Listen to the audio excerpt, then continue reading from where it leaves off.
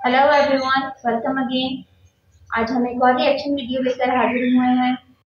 आज हम आफ्ताब इकबाल की एक वीडियो भी रिएक्शन देने जा रहे हैं। वीडियो का मौजू है बचा खुचा। तो आज की वीडियो में देखते हैं कि वो बचा खुचा है क्या। उम्मीद तो है कि हमेशा की तरह बहुत ही ज़बरदस्त और इंटरटेनमेंट से भरपूर और इंटरटेनमेंट से भरपूर वीडियो होगी और कुछ ना कुछ हमें सीखने को और कुछ नया भी मिलेगा। तो वीडियो स्टार्ट करने से पहले हमेशा की तरह गुजारिश करेंगे हमारी वीडियो को एंड तक देखिएगा। छोटी सी वीडियो होती है और वीडियो पसंद आए तो लाइक एंड शेयर कर दीजिएगा। चैनल पर न्यू हो तो सब्सक्राइब कर दीजिएगा।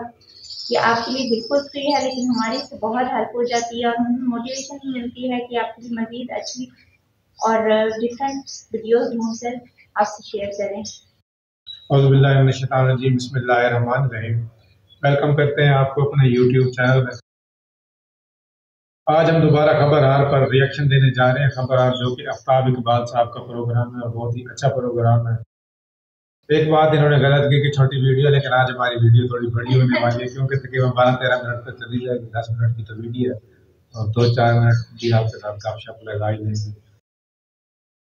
आफ्ताब इकबाल साहब का प्रोग्राम बहुत अच्छा होता है। काफ़ी सारे इनके प्रोग्राम यूट्यूब पे और मुख्तलिफ चैनल्स पे आते हैं। नॉलेज वाले आदमी हैं। पहले इनकी वीडियो देखते हैं और क्योंकि अगर पहले हम ज़्यादा बोले तो फिर वीडियो बहुत ज़्यादा लंबी हो जाएगी।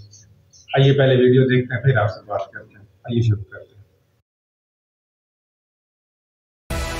अच्छा जी, आप यूट्यूबर हैं? जी जी, मैं यूट्यूबर हूँ। और क्या मौजू क्या होता है आपका? बस सोसाइटी, पॉलिटिक्स। वाह वाह वाह, पॉलिटिक्स इस दफा फिर नून लीग नु सपोर्ट कर रहे हो? बिल्कुल भी ना। मिकी ते सारियां सियासी जमातां ना जहर लगनियां।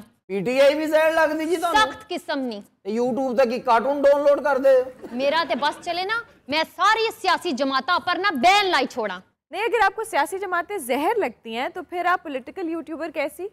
मैं पॉलिटिक्स के हक में हूँ, लेकिन किसी भी सियासी जमात के हक में नहीं। ये कमाल है, सियासी जमात के हक में नहीं है और पॉलिटिक्स के हक में है। सर, पॉलिटिक्स ने पोलराइजेशन कर दी है। हाँ, तो पोलराइजेशन होती है, पूरी दुनिया में होती है। अमेरिका में पोलराइजेशन नहीं है, लेकिन जिस हद तक हमारी हो चुकी है, हमारे डिफरेंसेस नफरतों में बदल गए हैं, नफरतें दुश्मनियों में बदल गई हैं। मैंने एक बड़ी अफसोसनाक डेवलपमेंट देखी है कि ग्रुप्स में लोग एक दूसरे को कहना शुरू हो गए कि यार बात सुनो, अगर इस ग्रुप को कंटिन्यू रखना है ना, अगर दोस्तों की तरह ग्रुप में रहना है, तो याद रखो कि ग्रुप्स को बर्बाद करने का बेहतरीन तरीका है कि आप पॉलिटिक्स को ले आए, और अगर फिर भी पूरी ना पड़े तो फिर रिलीजन को ले आए। शिराजा बिखर जाएगा आपका। डिफरेंसेस इतने हैं, तो ये होना नहीं चाहिए था, लेकिन हो गया। पहले एक ही घाट पे हर पार्टी पानी पीती थी, सब बैठते थे, बर्दाश्त करते थे।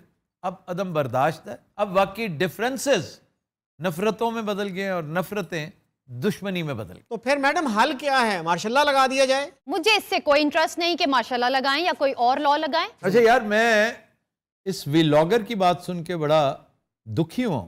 आपके काफी फॉलोअर्स हैं? जी सर, 3 लाख से ज्यादा हैं। अगर 3 लाख से ज्यादा आपके फॉलोअर्स हैं और फिर आप कह रही हैं कि मार्शल लॉ इलाज है इस कौम का, मकामे अफसोस नहीं तो और क्या है? ये जो कुछ हो रहा है हुकूमत है। तो और क्या सर, हम हुकूमत इन्हीं के हाथों में रहने दें। पहले तो स्वाद ले लिया तुसी बांदर दे हाथ च माचिस दे के जो मर्जी कही जा, उठी ना मैं चल। तो पीटीआई के बारे में आपका क्या ख्याल है? वो तो सर इनसे भी गए गुजरे थे। अगर वो किसी काबिल होते ना, तो आज हमारे सर पे ये ना थोपे जाते। ये जो सारे दी खिलाफ है कुड़ी। नहीं, ये बात सेंसिबल है, लेकिन बहरहाल बेनिफिट ऑफ द डाउट वो पीटीआई को देना पड़ेगा, क्योंकि अभी 1.5 साल था उनका। It was too early. जो गिवन सर्कमस्टांसेस थे, मैं पहले भी गुजारिश कर चुका हूं, कोविड-19 को आप इग्नोर नहीं कर सकते। पिछला खाता, बैकलॉग जिसे वो कहते हैं, वो इनके सर पे थोपा गया। उससे निकलकर सेहत कार्ड भी दिया, पनाहगाहें भी दी, एहसास प्रोग्राम भी शुरू किया, नौजवान भी तैयार किया गया, और इसके बावजूद शरह नमू ने 6 का फिगर टच किया। ये कोई छोटी बात है। और एक्सपोर्ट, यस, इससे आप इनकार नहीं कर सकते। मैंने आज तक कभी क्रेडिट क्लेम किया कि देखें जनाब, तवानाई का बहरान खत्म हो गया था। तवानाई का बहरान इनसे पहले खत्म हो गया था। ये शहबाज शरीफ को क्रेडिट जाता है। कितना महंगा पड़ा ये सब हमें, ये एक अलग बात है। लेकिन जो काबिल सताइश काम किया ना पीटीआई ने, that was exports and specially in the field of textiles. 2025 तक के ऑर्डर्स थे अमेरिकियों के इवन कंस्ट्रक्शन की फील्ड में कंस्ट्रक्शन भी बहुत लंबी चौड़ी होगी, लेकिन फिर एकदम वो धड़ाम से नीचे इसलिए आ गई कि डॉलर ऊपर चढ़ना शुरू हो गया। कंस्ट्रक्शन से मुताल्लिक हर तीसरी चीज डॉलर के साथ वाबस्ता है। तो ये मसाइल रहे हैं। ये अपेरेंटली क्रैश प्रोग्राम मांगता है ये मुल्क। इमरान खान समझे थे कि ये बड़ा सहल है, आप तरीके से चलेंगे, क्योंकि उस वक्त तक कोविड किसी ने प्रीएम्प्ट नहीं किया था। चलें, अब की बार अगर इमरान ये समझकर इक्तदार में आएंगे कि हम उसी पेस को थोड़ा सा तेज कर देंगे और हालात बेहतर हो जाएंगे, ऐसा नहीं होने का। फिर की करिए भाई? क्रैश प्रोग्राम, डेस्परेट सिचुएशन है इस वक्त, डेस्परेट मेजर्स लेने पड़ेंगे। तो सर इसके साथ हालात ठीक हो जाएंगे? बेहतरीन हो जाएंगे। ठीक क्या होते हैं, आप देखते रह जाएंगे। मुझे तो होते नजर नहीं आते सर।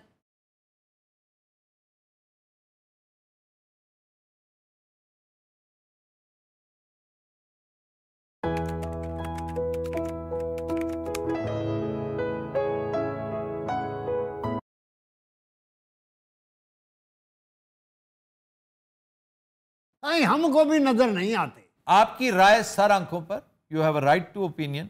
मामला यह है कि 28 मई सन 1998 से पहले तक अगर हम कहते थे ना पाकिस्तान हैज गॉन न्यूक्लियर, तो लोग कहते थे हमें यकीन नहीं आता।